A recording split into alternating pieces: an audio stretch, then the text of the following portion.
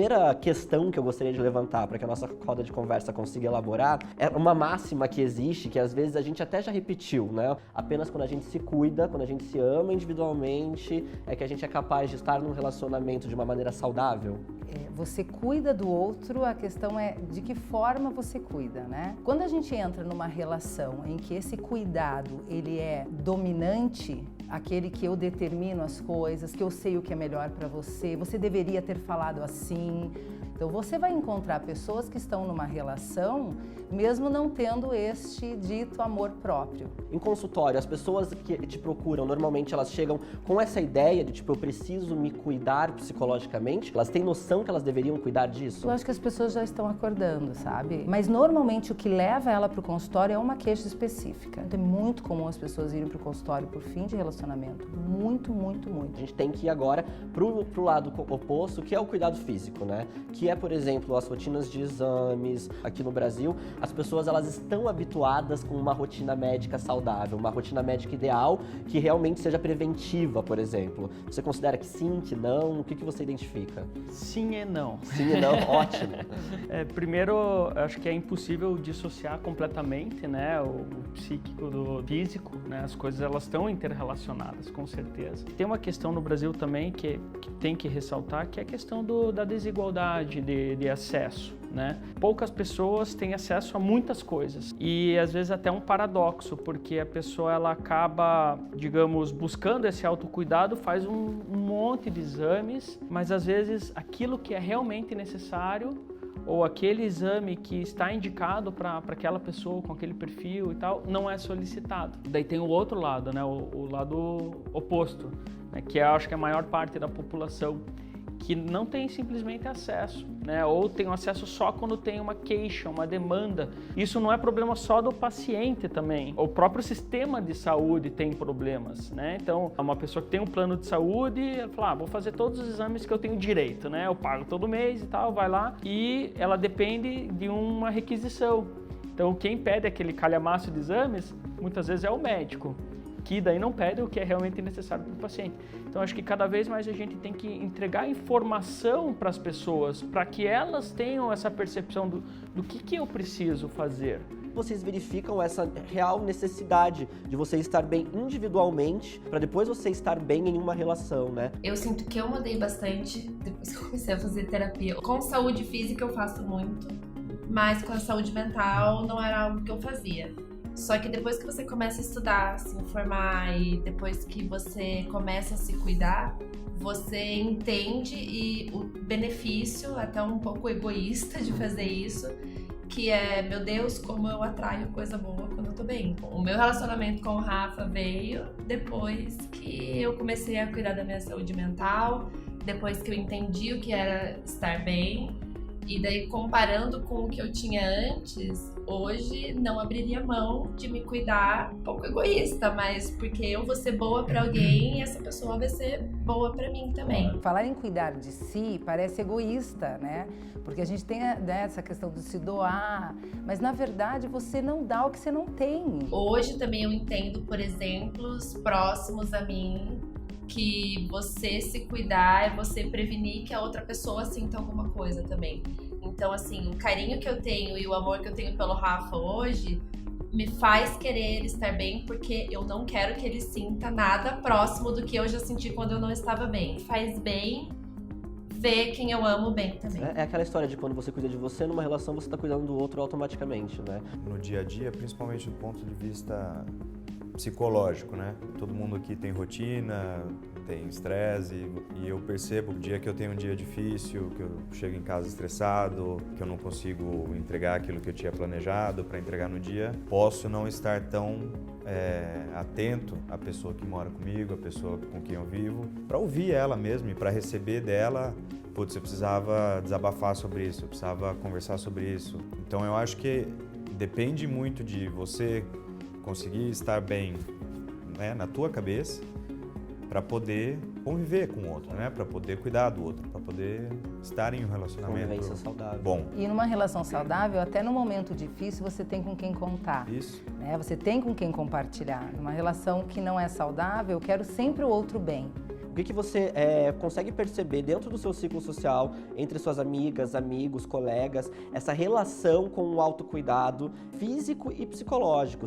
Se há qualquer percepção mínima de que você precisa, ou seus colegas precisem de cuidado, se as pessoas já procuram um profissional ou não, ou se demora essa constatação, se as pessoas são mais resistentes. Acho que até pela idade elas são mais resistentes, porque elas já ficam com medo de aparecer alguma doença, porque depende se elas estão bem estruturadas. Eu, por exemplo, eu não preciso me sentir mal para procurar um médico, procurar fazer os exames. Vocês acreditam que esse contato para busca de um exame específico, por exemplo, ele é muito burocrático? Eu acho que a gente fica muito ansioso, porque se você quer fazer um exame porque você precisa de alguma informação, você não quer demorar 1 mês para marcar uma consulta, você não quer demorar mais 3 semanas para conseguir um horário que encaixe na tua rotina para ir num laboratório e daí depois mais não sei quantos dias para pegar o resultado. Quero uma informação relacionada à minha saúde, eu vou ficar ansiosa, óbvio,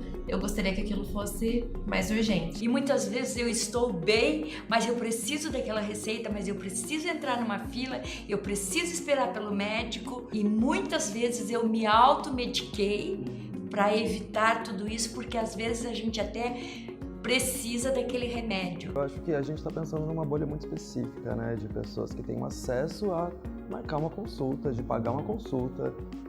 Se você jogar para a maioria da população, na realidade, que não tem condições para pagar essa consulta, imagina quanto essa burocracia é multiplicada, né? Quanto essa dificuldade é muito maior, assim. Quanto mais burocrático, mais dependente a gente fica. Daí olha que controverso, a gente tem que ter uma autonomia, uma autorresponsabilização, mas sou dependente de alguém que vai me determinar algumas coisas. Eu vejo uma nova geração muito mais consciente da prevenção. Então, assim, a gente fala muito mais de saúde e em passos lentos estamos caminhando para os cuidados emocionais, porque a gente também não é educado emocionalmente, né? A gente é educado para viver socialmente, ajustado socialmente. Então, você tem que estar sorrindo sempre, você não pode sentir raiva, isso é mentira, todo mundo sente raiva, isso é humano. Apesar da informação, existe a informação e uma naturalidade muito maior para você trabalhar com métodos contraceptivos, por exemplo, como o preservativo masculino ou feminino, hoje está mais, né, na boca da sociedade, é um assunto que saiu do imaginário como sendo um tabu, as pessoas perderam a vergonha de ir na farmácia e comprar o preservativo no mercado, aquela coisa tipo, quero camisinha. Mas realmente a gente não pode deixar de levantar as questões relacionadas ao som super-herói, né? Todos nós estamos suscetíveis a qualquer tipo de doença, nós somos corpos físicos, né? Então é importante observar isso com certeza. Quando fala em HIV ou outras STs, sífilis, hepatites, né, que são transmitidas pelo sexo, que as pessoas falam assim, nossa, a gente tá muito pior hoje porque tá aumentando o número de casos e tal. Mas, na verdade, é uma consequência da evolução, né, em última análise, porque tem essa questão da liberdade sexual, né, que hoje você é muito mais livre para se manifestar e se relacionar com outras pessoas, a pessoa que você bem entender, muito diferente do que era antigamente. Então, a evolução positiva, ela cria outras demandas que a gente tem que discutir, que é o que a gente está discutindo aqui, o autocuidado, etc. Os 40% de pessoas que possuem HIV e sabem disso e não buscam uma ajuda, um tratamento, a gente tem que ir também um pouco mais a fundo, né? Se perguntar por quê? Será que é simplesmente a falta de autocuidado? Nem sempre. A gente volta para a questão da burocracia também, que são as barreiras. A gente tem também a questão que é o estigma da doença. Será que essa pessoa ela quer expor para uma outra pessoa que ela possui a doença? Hoje, para você fazer, por exemplo, ou ir numa consulta para fazer o teste do HIV ou para pedir uma requisição, você tem que expor para outra pessoa. Tipo, olha, eu tenho uma vida sexual e eu tenho risco de ter uma infecção sexualmente transmissível. Hoje, você tem que expor isso. Os homens na terceira idade, como que você identifica no seu grupo social, nas pessoas da sua faixa etária, essa relação com o preservativo? O homem não, ele ainda é muito resistente porque ele acha que inibe a ereção, que não precisa. E até mesmo ele vê no caso assim, não, eu vou só com mulheres limpinhas. Acham que a pessoa vem com a doença ali na testa. E no acesso ao exame, por exemplo, você acredita que é um complicador? Há um constrangimento, por exemplo, de uma pessoa mais velha, uma pessoa idosa, ir até uma unidade de saúde, por exemplo, pedir um exame de HIV? Acho que sim, até falar no assunto. Eu acho que o uso de preservativo ainda está muito relacionado só à gravidez para a maioria das pessoas e não, as pessoas não entendem que não é só para você não engravidar, que é para você, né, prevenir doenças. Agora eu queria saber um pouco, por exemplo, sobre relações, como isso funciona em relações casuais, né, em relacionamentos não estáveis. Eu queria falar contigo, Alan, a gente já conversou um pouco e você comentou conosco a respeito dos homens que te procuram, por exemplo, né, para manter relações casuais, né?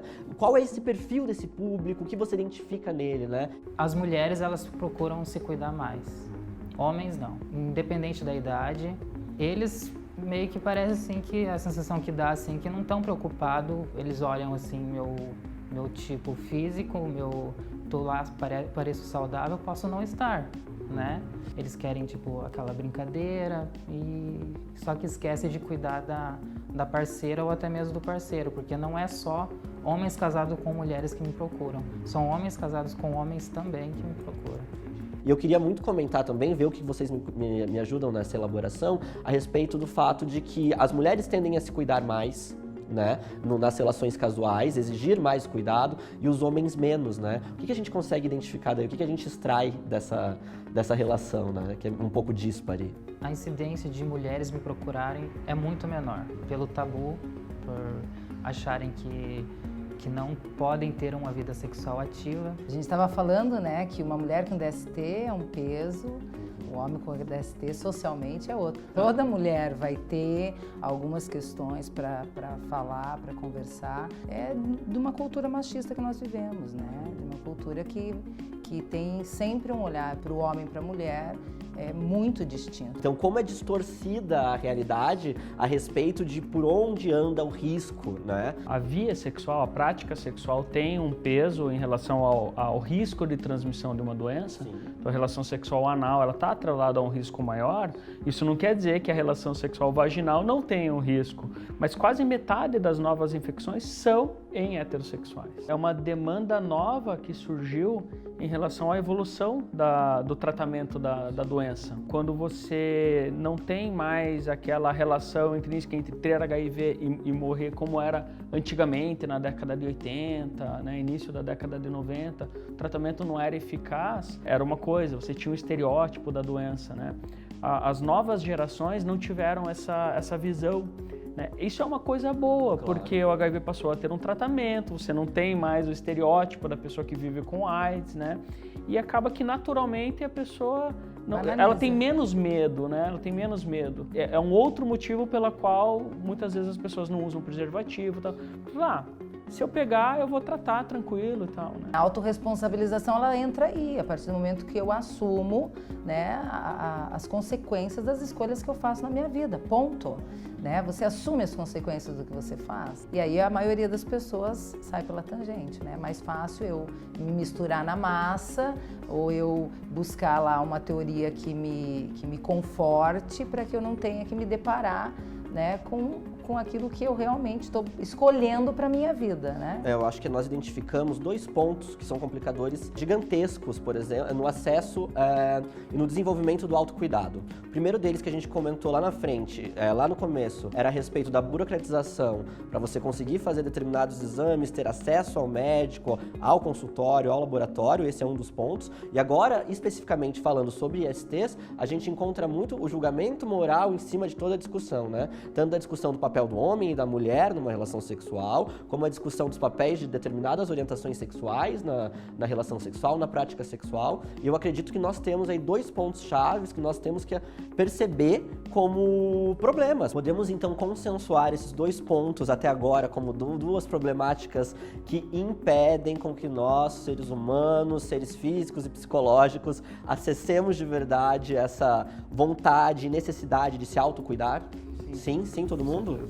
Como é a nossa rotina e a nossa experiência com exames, com procurar um profissional de saúde, né? A minha, particularmente, é muito difícil. A burocratização é algo que me com certeza me impede muito, às vezes, de procurar um tratamento de saúde, seja, por exemplo, para sinusite. Marcar a consulta, vou ter que verificar a agenda, talvez não tenha num consultório perto da minha casa. Se tiver, talvez seja com um profissional que eu não vou me sentir bem, porque a saúde é um momento de acolhimento, que você abre a sua intimidade em determinados aspectos. Então isso acaba me gerando uma barreira muito grande. Ana, para você também, você se considera uma pessoa que tem uma barreira dessas? Com certeza. E às vezes são exames tão simples, coisinhas que podiam ser resolvidas rapidamente. A gente leva mais de um mês até conseguir um médico, até fazer o exame, até ser concluído tudo. A minha geração, ela é a geração da ansiedade, né? A gente é muito ansioso e é ansioso para tudo, assim. Então, entre pensar em fazer um exame, marcar esse exame, fazer esse exame e ter o resultado desse exame, já aconteceu tanta coisa nessa mente.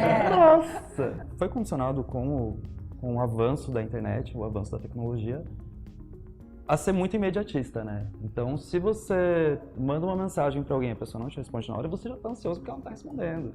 Então, a informação tem que chegar muito rápido. Ok. Né? Seria muito interessante que outros nichos da nossa vida acompanhassem também essa mesma rapidez que a tecnologia nos traz de informação, né? E sobre isso, olha que maravilha, com certeza nós temos algumas alternativas já, e uma delas eu queria apresentar para vocês hoje, o HiLab, que é o produto que a gente queria que vocês conhecessem, justamente porque ele traz soluções para muitos dos pontos que a gente comentou aqui hoje, né? Ele é uma tecnologia nacional, daqui de Curitiba, tá? Ele já está disponível em vários estados do país, em várias redes de farmácia, e ele se propõe realmente a desburocratizar esse acesso a determinados tipos de exames de rotina, né?